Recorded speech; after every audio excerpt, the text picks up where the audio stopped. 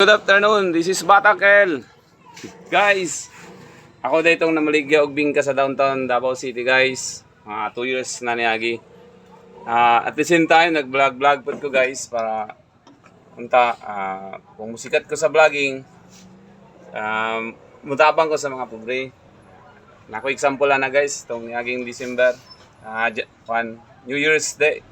Nakatag mi og mga inabang dito sa basurahan nga gamay nga pagkaon. Anta ma-continue ko to kung bulahan ko ninyo nga suportahan.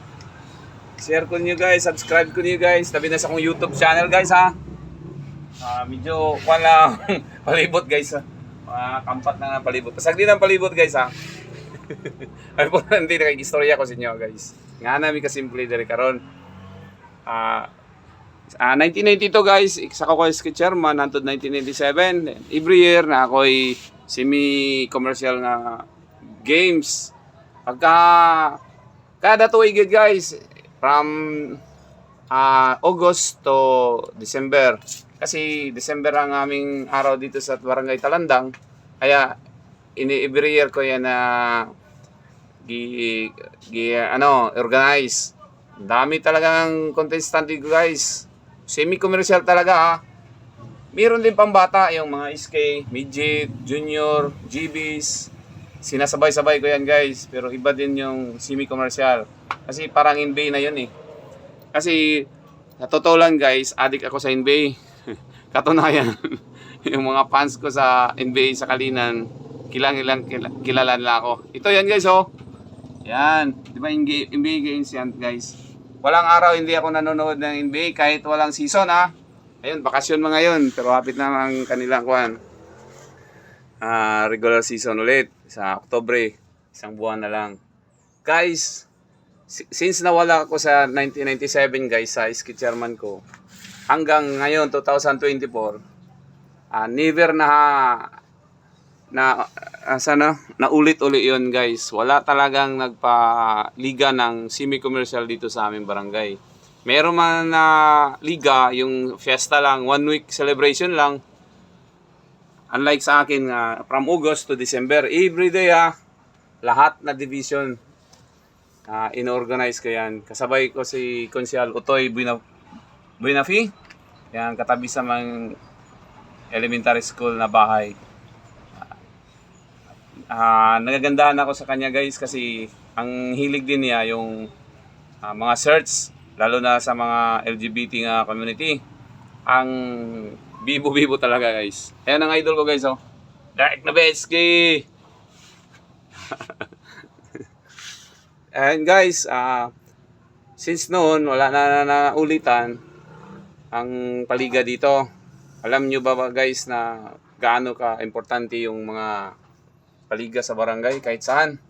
Hindi lang dito sa aming barangay Talandang, kundi buong Pilipinas dapat, guys, merong ganyan. Kasi source of income yun, guys. Pag bibo yung lugar na tinitirahan mo, daming dumadayo na mga tauhan kasi merong paligsahan na magagaling. Kailangan talaga, guys, semi-commercial. Pwede din i-double-double, isapaw-sapaw mo yung mga maliliit. Kaya lang, dapat may semi-commercial talaga, parang NBA, kasi yun ang dinudugok ng mga maraming tao. Saka sino ba ang makaka-benefits pag maraming tao ang isang lugar? So ang mga tao lang rin ang lumulumpyo sa lugar, di ba? As there mang tinda sila ng ano-ano, kahit anong klaseng tinda. Ganon din sa pangmamasahero. Kahit anong sasakyan mo na pinapasahero, taxi, pedicab, tricycle, skylab, or even bus. Basta, pag maraming tao, maraming pasahero. Yan ang kagandahan ng mga maraming tao at may every year na programa talaga. Kailangan every year talaga kasi pangit yung season lang, gana-gana lang. Kaya maghanap kayo sa susunod na mga eleksyon, hanap kayo ng ganyang mindset, mindset, kasi dyan na-resolve ang mga problema o kahirapan sa Pilipinas, hindi lang sa aming barangay, kundi buong Pilipinas. Take note, walang makaka-stop sa poverty kung hindi ginaganito ang sistema sa gobyerno. Kailangan ang mayor, lalo na mayor, i-compulsory talaga sa mga barangay captain na kailangan ganyan magpaliga talaga kahit anong palaro kahit anong palaro or activity na mag-create ng maraming tao. Yan ang ilang i-manage. At dyan, kung matupad yan, sigurado kong yung kahirapan mawawala yan. At saka yung unemployment mawawala din yan. Kasi likas na mga Pilipino magaling sa business. Pero ang kahirapan lang kung businessman ka, pag mahirap ang iyong lugar, mingaw ang iyong lugar, hindi bibo walang tao, walang activity. Kaya diyan ka nalulunod ang kapital mo. Kahit gaano pa kalaki ang inyong kapital, kung wala ding tao sa inyong lugar, useless At saka kung maraming tao at marami ding magbi-business, mo create yan ng maraming employment. Trabaho ba? Katulad ko, kung ako may kainan, so mag-hire ako ng tagahugas, tagaluto. Imaginein mo dyan. Tagalinis, tagapamalingki, taga-slice. Imaginein mo yan. Hindi yan kaya ng owner lang kung bibo ang lugar. Bibo lang na talaga ang lugar pag may ganitong event. Mga big time player big time player. Mga big time player. Big time game, So, malaki ang pa-premyo, mas malaki ang sumasali sa paligsahan. So, marami ding manonood dyan kasi big time play yun So, ganun lang guys. Ganun kasimple para ma-eradicate ang kahirapan sa buong Pilipinas. Sigurado kung ayaw na kayong mag-abroad pag mabubuhay ang small business mo sa simula, bakit ka naman mag-abroad kung mabubuhay ang mga small business dito sa Pilipinas? Nag-abroad ang karamihan kasi hindi nabubuhay ang kanilang business o hanap buhay. Kasi wala talagang programa ang gobyerno sa pabibo. Puro lang gwardyahan din, walang ginagwardyahan. Nabantayan nyo ba yan? Lalo na dito Iwan ko basta useless yung peace Useless yung peace na walang pinagbabantayan na activity Ganun kasimple ang buhay. Saka yung problema ng mga tao na mahal ang bigas. Sa totoo at sa hindi, wala yang mahal ng bigas kung may income ka araw-araw. Maliban na kung mag-uuma ka lang or nang hurnal ka lang. Kasi maliit lang yung sahod noon diba? So, kailangan may extra income. Pwede din manghurnal sa araw kung yan lang talaga ang makaya mo. Pero, wag mong sabihin kung maraming tao na hindi ka mag-utang ng motor para magbiyahe sa hapon o madaling araw, di ba? Ganyan. Yan kaya importansya ang maraming tao. Dumadami lang ang tao pag may big event Take note on that. Bye-bye! I-follow up ko lang kung ano ang kulang ko dito ngayon. So, subscribe sa akong YouTube channel, Batak.l Nag-YouTube na lang ako kasi ngayon kasi malas ako sa politics Even natapos ko ang public administration guys. Natapos ko ang public administration kasi gusto ko makatulong sa mga mahirap. Lalo na dito sa aking tinitirahan na lugar, Talandang. Kasi naranasan ko yung manguhag bungot-bungot, manghurnal, mangnanggi, ug mais para naibugas. Kay walay laing income ni mo diri sa bukid. Nga samantalang doon na gani sariling sistema sa panggobyerno, yung barangay officials, di ba? Barangay organization. Yung barangay officials, sila ang si Bisaya gipagunit, sila gipagunit sa kwarta sa isa ka barangay nga tax gikan sa ato ang barangay matag isa nga barangay. Sila ang gipagunit kung unsaon paglabay or paggamit sa maong kwarta, di ba?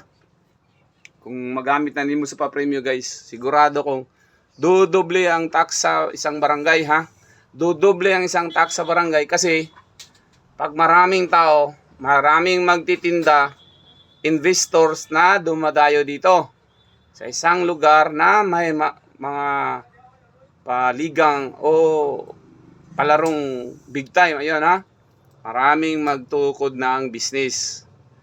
Pag maraming magtayo ng business sa isang lugar, sigurado kong lalaki din ang tax sa isang lugar, sa isang barangay. So, dodoble ang income ng inyong barangay.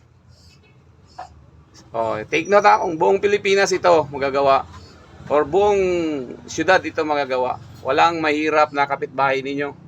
Kasi pag maraming tao, maraming option sa hanap buhay. Either mamasahiro or magkarwas ka kay wakay sakyanan, karwas boy ka, or mag-hornal ka, manghugas ka plato sa mga karinderya, or even manghugas ka, tagawalis ka sa gym, di ba?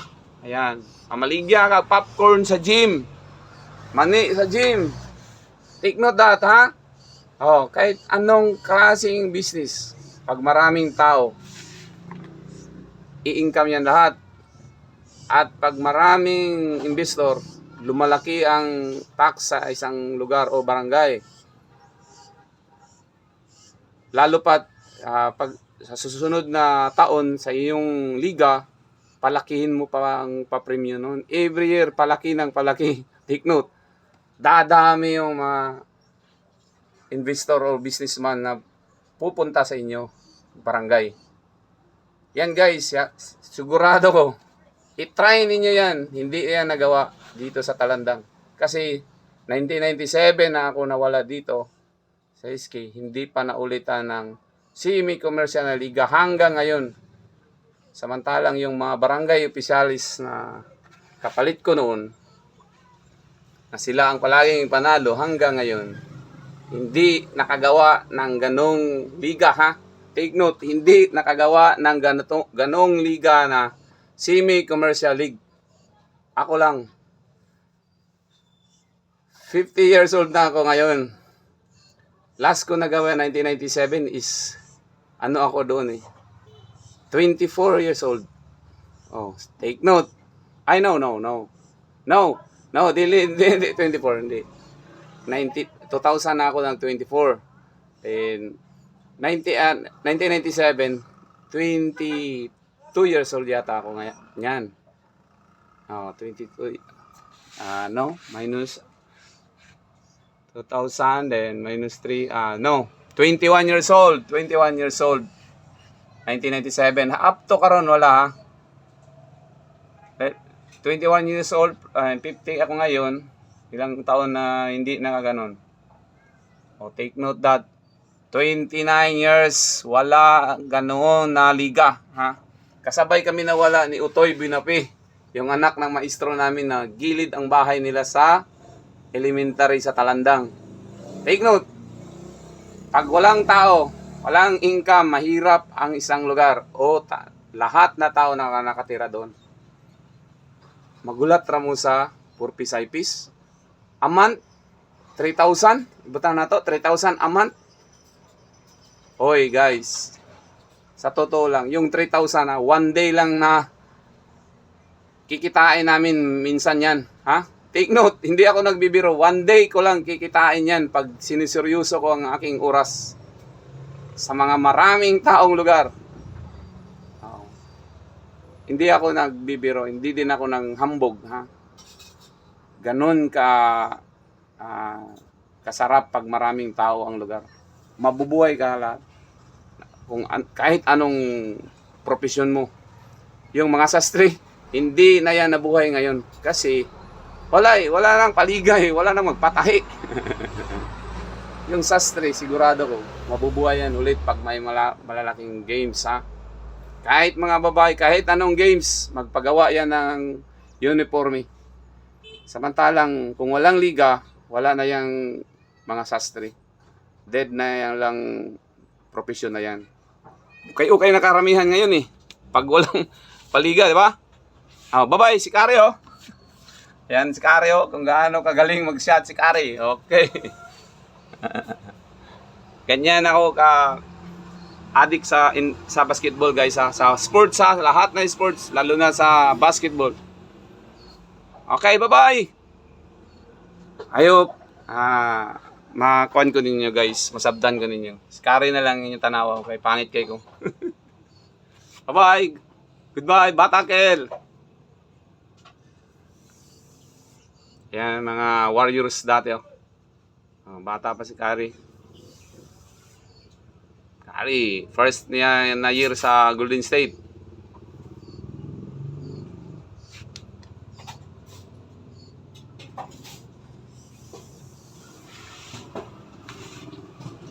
Splash Brother. Yan, Splash Brother.